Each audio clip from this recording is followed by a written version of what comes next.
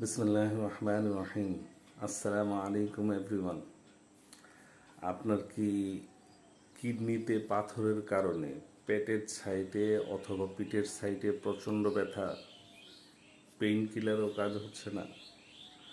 ওষুধ বলে দিচ্ছি, লিখে রাখুন, পেইন কিলার লাগবে না।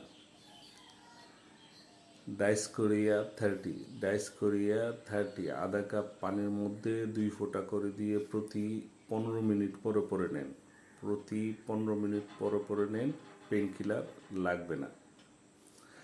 আর যদি আমার ভিডিওটা ইনফরমেটিভ মনে হয় যে এই ভিডিওটা খুবই কাজের একটা ভিডিও, তাহলে প্লিজ আমার চ্যানেলটা সাবস্ক্রাইব করে বেল আইকনটা বাজিয়ে নোটিফিকেশন বারটা অন করে রাখবেন।